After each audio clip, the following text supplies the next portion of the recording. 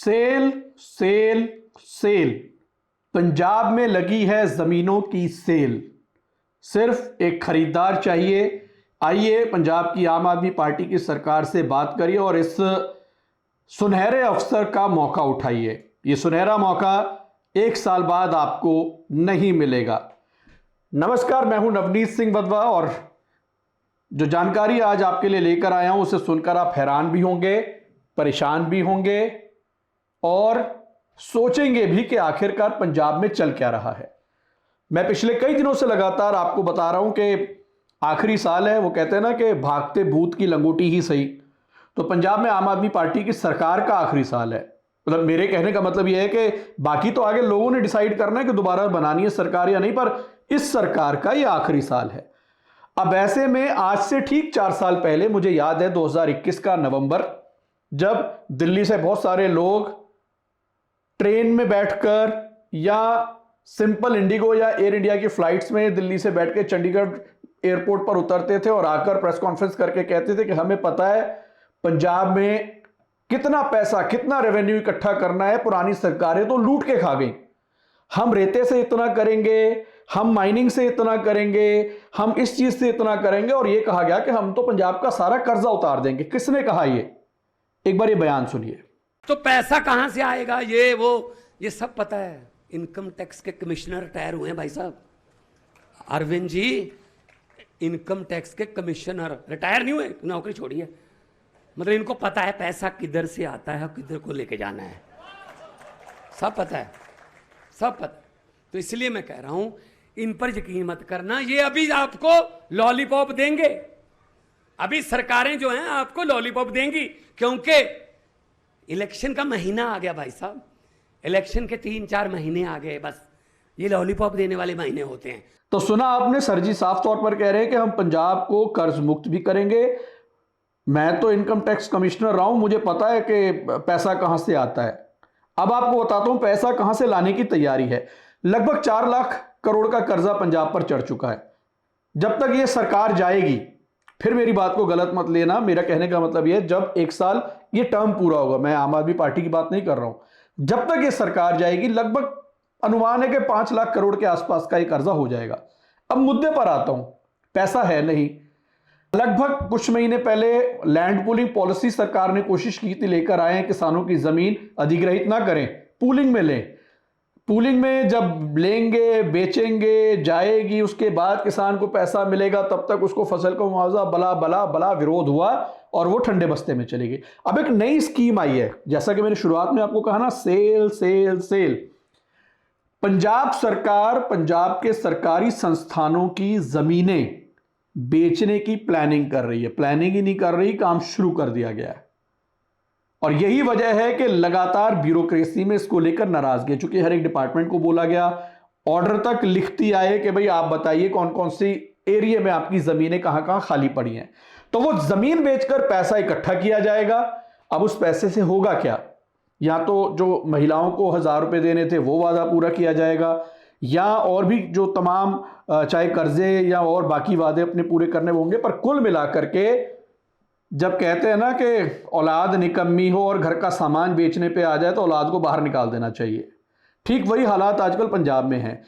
Indian express में भी एक खबर लगी है कि as government plans property sale to shore up funds row over 50 acres of PSPCL land. अब ये पीएसपीसीएल लैंड का मकसद या ये विवाद क्यों है, उस पर एक डिटेल्ड वीडियो बनाऊंगा कि कैसे इस पीएसपीसीएल लैंड को बेचने को लेकर के एक प्रिंसिपल सेक्रेटरी अफसर को हटा दिया गया। आज भी हवा में है, कोई पोस्टिंग नहीं मिली। और जितना मैं निजी तौर पर उसको जानता हूं कि सरकार ने बतौर फाइनेंस सेक्रेटरी रहते कितनी मदद उस अफसर की ली। फिर उसके अलावा ना सिर्फ उसको पावरकॉम डिपार्टमेंट से हटाया, जिसको पीएसपीसीएल बोलते हैं, पीएसपीसीएल और पीएसटीसीएल यानी कि पावर कॉर्पोरेशन लिमिटेड और पावर ट्रांसमिशन लिमिटेड, उसके जो सीएमडी के ओहदों से भी हटा दिया। और एक आईएएस अफसर को ये दोनों ओहदे भी और सेक्रेटरी लगाया गया। और जबकि रूल ये कहता है कि इस ओहदे पर प्रिंसिपल सेक्रेटरी लेवल का आदमी होना चाहिए, जो कि नहीं है। इसमें खेल क्या है उस पर मैं अलग से बात करूंगा, अभी सिर्फ सेल सेल सेल की बात करूंगा।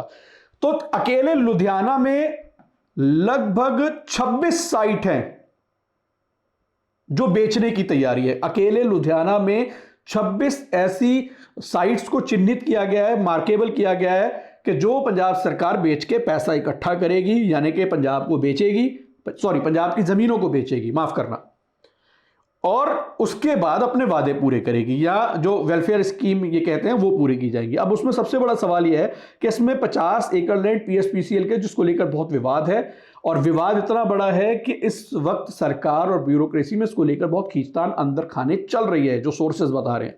सो ऐसे में 1 अक्टूबर को ये डिसाइड हो गया था कि 10 पीस ऑफ लैंड है जो कि बेची जाएंगी, जो गलाडा को दी जाएंगी। दरअसल ये ज़मीनें वो नोटिफाई होंगी किस डिपार्टमेंट की, और वो ट्रांसफर कर दी जाएंगी गलाडा को। ठीक ऐसा ही हुआ। पंजाब का सबसे बड़ा शहर कह लो या हाईटेक शहर कह लो, चंडीगढ़ के साथ लगता मोहाली की एक बहुत आधुनिक हाईटेक सी मंडी बनाई गई थी, वो अब से कुछ दिन पहले गमाडा को दे दी गई। Greater Mohali area of development authority, उसको दे दी गई गमाडा को। ठीक उसी तरीके से हर एक शहर में ये प्रॉपर्टीज चिन्हित की जा रही हैं और इनको अथॉरिटीज जो कंसर्न है उनको दे दिया जाएगा।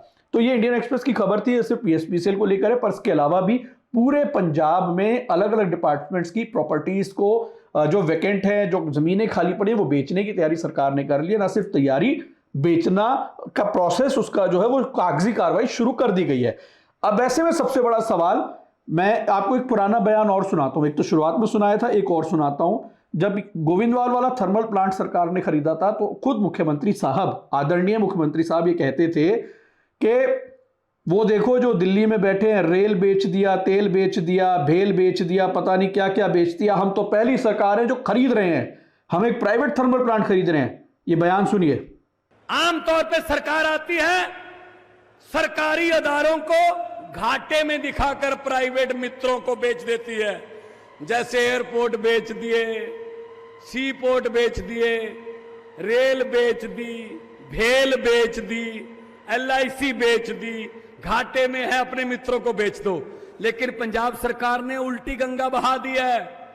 पंजाब सरकार आज ही फैसला लिया है, एक घाटे में चल रहा प्राइवेट थर्मल प्लांट सरकार खरीद रही है कि हम चला के दिखाएंगे, हम इससे बिजली पैदा करके दिखाएंगे। तो सुना आपने, और अब यही सरकार बेच रही है। यानी कि हृदय परिवर्तन किस तरीके से होता है, इससे बड़ी मिसाल मिल नहीं सकती। अब ये क्यों हुआ? जैसा कि मैंने कहा, भागते भूत की लंगोटी, या उससे भी बड़ा सवाल है कि आखिरकार इसके पीछे की मंशा क्या है। मुझे लगता है इस सवाल का जवाब मिलना चाहिए। ये जानकारी सिर्फ आप तक पहुंचानी थी। हाँ, जो पीएसपीसीएल वाला मसला है उस पर डिटेल्ड बात करूंगा किसी दिन, और बहुत जल्द करूंगा।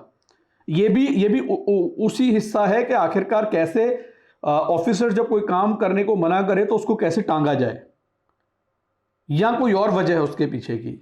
पीएसपीसीएल के सीएमडी क्यों हटाए गए, डायरेक्टर हटाए गए, पीछे थर्मल प्लांट में एक गड़बड़ आई, वो क्यों हुआ, किस तरीके से जो पुराने इंजीनियर्स हैं, पीएसपीसीएल के जो इंजीनियर्स रिटायर्ड हैं, उनकी एक एसोसिएशन है, उन्होंने एक चिट्ठी सीएम को लिखी है।